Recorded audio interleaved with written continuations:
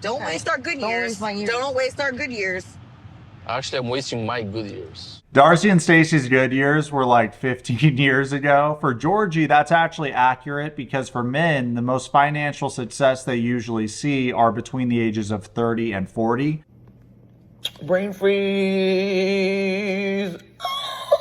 We got a lot to unpack in today's video because Darcey has used her and Georgi's season of Happily Ever After as an audition tape to get on the next season of The Last Resort and get their marital problems fake fixed by the open marriage activist Reba and the rest of the fame whore.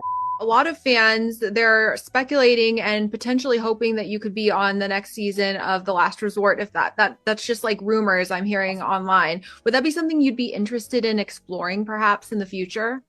I definitely think going on Last Resort with Georgi and I and everything that we've gone through and still dealing with would definitely help us. I hope that's in the books, in the cards. And we'll see what the future holds with that. But I definitely think that some therapy is definitely needed for sure. Like he said, we're wasting his years, or you're wasting his years. That's not how he really thinks and feels. At the end of episode 15, he said that they're wasting his good years actually because they are, with the constant nagging, the fighting. And a lot of times it seems like Darcey wants to blame him for why the relationship is failing and not take any personal accountability for what she does. She's a very selfish person. And we can see that by how she made the entire Bulgaria trip about herself. Sometimes it's hard for him to open up to me, and that makes me a little scared and nervous. The whole point in going there was to meet his family and get to know them. But with Darcey, it's not about getting to know the family as much as telling the family members about their relationship problems and trying to make Georgi look as bad as possible. Sometimes I feel like I'm not getting everything I need out of the relationship. I just want to be in the know of my husband's life.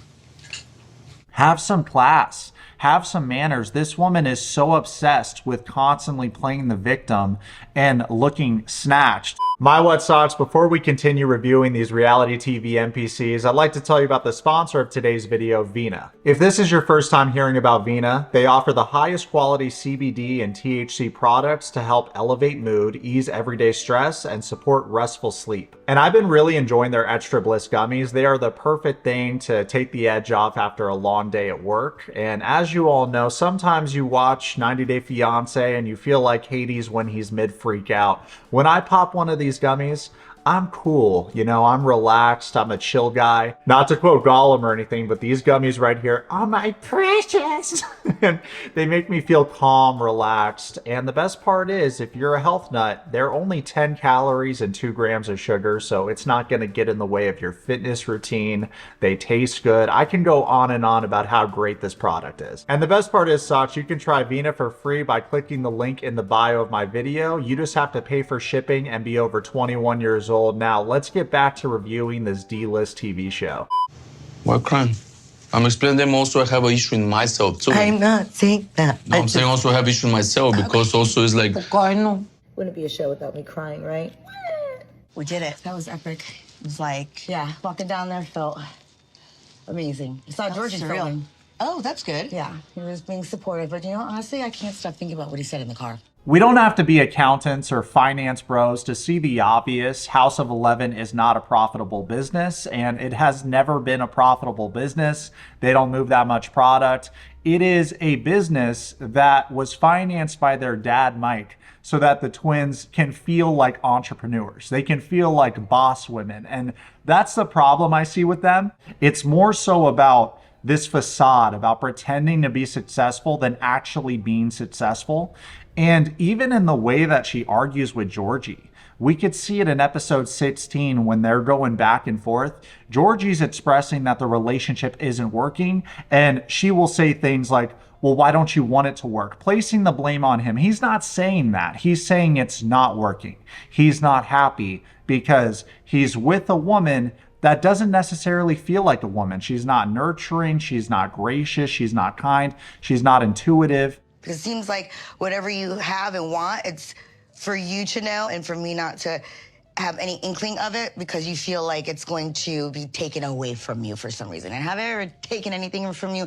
I've given you. I've only given you, Georgie. So sorry about the echo throughout this video, and you will randomly see boxes when I'm on camera because I'm in the process of moving right now, guys, and it's a real pain in the butt. So, you know, I've always wondered why Darcey and Stacey don't speak like they're from Connecticut. You know, I've met a lot of people from there, and they don't talk like them. They don't act like them. And I think what happened was one year there was a bus stop around Halloween. A bus came flying down. They got off, and since then they've been getting all this surgery at the Build-A-Bitch workshop to try and fit in, not with the fellow humans, with the citizens of Halloween Town. Sorry, I'm like shaking the camera. I'm not used to just holding it. I got shaky hands. I'd be the worst surgeon ever. Don't let me perform surgery on you. Let's just add this to the long list of my Darcey pet peeves, because when she constantly wants Georgi to feel like he's indebted to her because she financially supported him when it was COVID-19 and he couldn't work because he was a massage therapist, that came with the price. Like all things, it comes with the price. And in exchange for that, the price was that she's going to make him appear to be this loser, this moochy guy. And it's not just Darcey that did this. Stacey did this too, because when one twin does something, the other one just has to, because they love copying each other. They're so weirdly competitive. And here's the problem I have with this. If Georgi knew the conditions, I don't think he would have accepted the help. She changed up on him. The whole relationship dynamic changed from, I'm going to financially support you, to, I'm going to hold that over your head and make you feel bad about that whenever you offend me, I don't get my way. I'm going to bring that up. I'm going to remind you that you owe me. You don't know if you want this relationship to work? Is that what you're saying? Or you have a definite answer? Yes, I do want it to work, or no, I'm ready to move forward. In episode 18 of Happily Ever After, Georgi explains how his sister asking him if he eventually wants to have kids or not has made him somewhat restless. Obviously, Darcey can't have children, and he knew that entering this relationship, but after seeing the joy that the children brought his sister, he's realizing he may eventually want children one day. It's worth mentioning that Georgi looks mad stressed confessing this to Darcey, and I understand it because a lot of times Darcey hears what she wants to hear, and she's communicated the past couple episodes that she wants him to open up more and just really keep in mind that when he's thinking things, he shouldn't be closed off. He should share with his wife. So here it is. You know, he's going to roll a 7. You said kids are too expensive and too much of a responsibility, but we can no longer have children. Darcey, you're so exhausting. So first of all, people are allowed to change their minds when circumstances change. This is years later.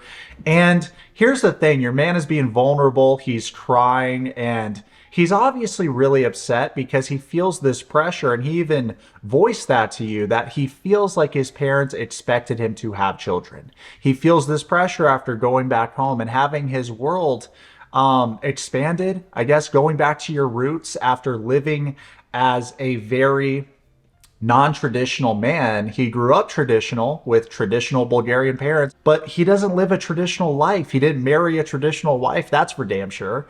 So right now he's feeling a lot of emotions, and it's not as much about having children because he never outright said, I want children right now. That's a deal breaker for me. You can't give me children. Let's break up. He never said any of those things. And Darcey reaches to cut him off when he's explaining why he's feeling the things he's feeling.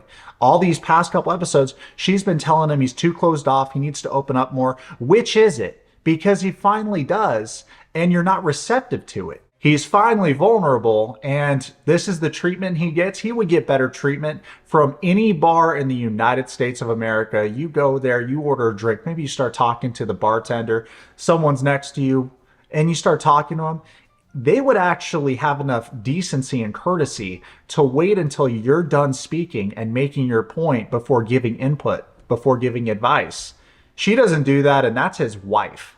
That's sad to me. That's real sad. That's the person that you're sleeping next to every night, and they don't even make time, make space for you to communicate how you feel. What the fuck? And let's not forget, adoption is an option. I don't know why they rule that out right away. No one brings that up. But honestly, given how selfish they are as individuals, maybe they shouldn't ruin any child's life, right? Georgie sounds really irritated responding to Darcey, but I think it's because regardless of what he says, she derives the most negative meaning from his words and hyper focuses on what he said that bothered her. I never say I want a kid right now. I'm saying this keep bothering me. You waited till now to say it. Yeah, because it keep bothering me. And wanted to share with you because you're my best friend, you're my wife. How do you not question your reality and your life choices after going back to Bulgaria, not being there for 13 years? You go back to your roots.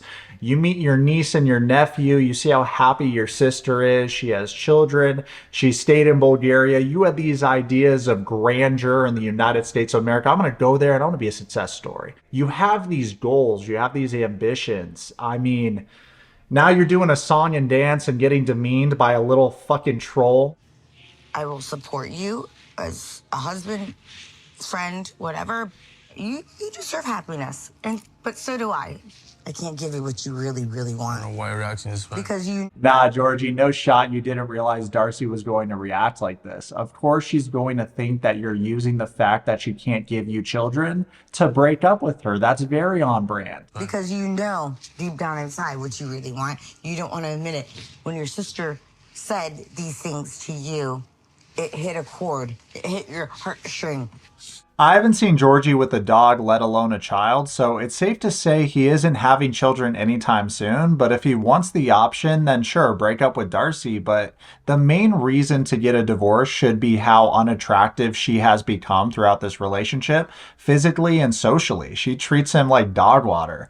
Besides, there is nothing keeping Georgie in this relationship with Darcey, so if he divorces her, I think the majority of the audience would understand at this point.